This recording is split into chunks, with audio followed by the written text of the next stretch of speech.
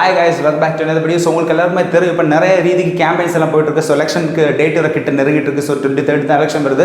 So இப்போ நிறைய என்ன சொல்றது வெரைட்டியாக கேம்பெயின்ஸ் எல்லாம் பண்ணிட்டு இருக்காங்க. உங்களுக்கு எல்லாருமே தெரியும் நம்ம விஜய் சாரோட வீடு இப்போ வைரலாக ஸ்ப்ரெட் ஆகிட்டு இருக்கு. அவர் வீடு இறங்கி போயிட்டு இருக்காரு. ஸோ இதுவரை நம்ம விஜய் பார்க்காதவங்களுக்கும் விஜய் கிட்ட நெருங்கி பார்க்க முடியாதவங்களுக்கு இது ஒரு பெரிய ஒரு ஆப்பர்ச்சுனிட்டின்னு பார்க்கலாம். ஸோ ஒரு வீடு இறங்கிட்டு இருக்காரு இந்த ஓட்டுக்கு வேண்டிட்டு. அவர் இந்த மாதிரி வெரைட்டி கேம்பெயின் நடத்த ஆரம்பிச்சிருக்காரு. ஸோ விஜய் சார் இந்த ஒரு கேம்பெயின் மெத்தட் கையில் எடுத்த உடனே இது பார்த்துட்டு இருந்தா நம்ம அப்பா என்ன பண்ணியிருக்காருன்னா அவரும் இதே மாதிரி வீடு ஏற ஆரம்பிச்சிட்டாரு. ஸோ விஜய் சாராச்சு ஏறி தண்ணி தான் குடிச்சிட்டு வெளில வர்றாரு. இவர் என்னன்னு பார்த்தீங்கன்னா இவர் நேரம் போய் தண்ணி குடிக்கிறது மட்டும் இல்லை, டீ காஃபி வடை பின்ன அது மாதிரி கறி தோசை முட்டை தோசை எல்லாம் போட்டு கொடுக்குறாங்கன்னு நினைக்கிறேன். எனக்கு தெரிஞ்சு பிரேக்ஃபாஸ்ட் லஞ்ச் டின்னர் எல்லாம் இப்போ என்ன சொல்றது கேம்பெயின்ல நடந்து போகுது. விஜய் சார் என்ன புதுசாக கண்டுபிடிக்கிறாரோ அதே மாதிரி தான் அதை காப்பி பண்ணி தான் அப்கமிங் பொலிட்டிஷியன்ஸ் அதே மாதிரி இருக்கிற பொலிட்டிஷியன்ஸ் எல்லாம் அவரோட பாதை பின்தொடர்ந்து தான் இந்த கேம்பெயின் மெத்தட்லாம் அவர் என்ன பண்ணியிருக்காரோ அதே மாதிரி தான் காப்பி அடிச்சு பண்ணிட்டு இருக்காங்க. ஸோ உங்களுக்கு எல்லாருமே தெரியும் விஜய் சார் கண்ணாடி வச்சப்போ எனக்கு கண்ணாடி வேணும், விஜய் சார் கிரிக்கெட் ஆடும்போது எனக்கு கிரிக்கெட் ஆடணும், விஜய் சார் சைக்கிள் பண்ணால் எல்லாரும் சைக்கிள் பண்ணிட்டு இருக்காங்க. ஸோ இதே மாதிரி தான் எல்லா கேம்பெயினில் இப்போ அவரை பற்றி தான் காப்பி அடிச்சிட்டு இருக்கோம். ஆனால் இதில் காப்பி அடிக்காத ஒன்று தான் நம்ம அப்பா சைடில் இருந்து அப்பா சைடு சொல்லக்கூடாது. என்னன்னா அப்பா முன்னாடியே இருந்துச்சு. ஸோ இப்போ அவர் அண்ணன் ஆகிட்டாரு. ஸோ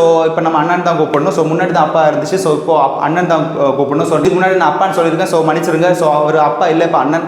ஃபியூச்சரில் மேபி தாத்தாவை கூட இருக்கலாம். ஸோ 23ஆம் முன்னாடி தான் நமக்கு தெரியும்.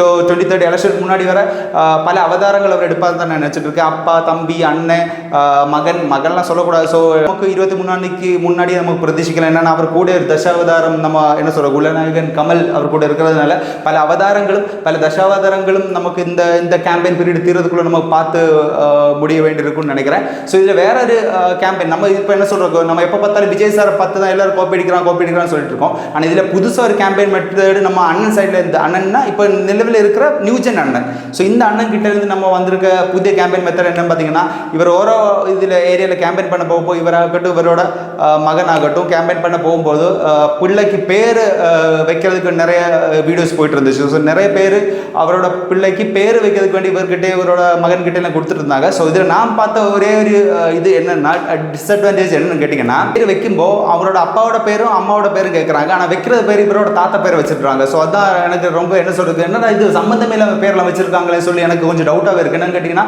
இப்போ நார்மலி ஒரு ஆளோட அப்பாவோட அம்மாவோட பேர் கேட்டுட்டு அதுக்கு தகுந்த மாதிரி பேர் வச்சா பரவாயில்ல, இல்லை நியூ ஜென்ரேஷன் மாதிரி பேர்கள் வச்சிருந்தா கொஞ்சம் பெட்டராக இருக்கும். ஆனால் இப்போ அவர் என்ன கேட்குறான்னு பார்த்தீங்கன்னா அப்பாவோட அம்மாவோட பேர் கேட்டுட்டு அவரோட தாத்தாவோட பேர் வச்சுட்டுறாரு. ஸோ இது எப்படி இந்த ஒரு என்ன சொல்றது இந்த ஒரு 2026 ஒரு ஆள்கிட்ட பேர் கருணாநிதினுலாம் சொல்லிட்டு ஒரு ஆளை பேர் வச்சிருந்தா கருணாநிதிங்கிறது நல்ல ஒரு பேர் தான். இருந்தாலும் இந்த என்சி கிட்ட இருக்கிற இந்த செக்மெண்ட்ல இப்படி ஒரு பேர் வச்சா எனக்கு தெரிஞ்சு ஸ்கூல்லையும் காலேஜ்லாம் ரொம்பவே கலாய்க்க வாய்ப்புகள் இருக்குது. ஸோ வேறு இவரோட மகன்கிட்டே நம்ம வேறு ஆளுகள் பேர் வைக்க கொடுத்துருந்தாங்க. ஸோ அவங்க என்ன பேர் வச்சிருக்காங்க பார்த்தீங்கன்னா உதயசூரியன் வச்சிருக்காங்க. ஸோ இதுலேருந்து நமக்கு என்ன தெரியுதுன்னு பார்த்தீங்கன்னா ஒன்று நீங்கள் பேர் வைக்க கொடுத்தாங்கன்னா அவங்களோட குடும்ப பேர் தான் வந்துட்டு இருக்கும், இல்லைன்னா அவங்களோட பார்ட்டியோட சின்னத்துக்கு பேர் வந்திருக்கும். இது ரெண்டு தான் மாறி வருமே தவிர இப்படி மாறி வருதுன்னா உங்களுக்கு நீங்களே பேர் வச்சுக்கலாம், வெறுതെ இவங்ககிட்ட கொடுക്കേണ്ട அவசியம் இல்லை. ஸோ உங்களோட பையனுக்கு நீங்களே இந்த கொடியோட பேரோ இல்லைன்னா அவங்களோட குடும்பத்தில் அங்கங்களோட ஒரு பேரை நீங்களே வச்சுக்கலாம். ஸோ இதுக்கு நீங்கள் இவ்வளோ எஃபோர்ட் பண்ணி அவசியம் இல்லைன்னு தான் நினைக்கிறேன். என்னன்னா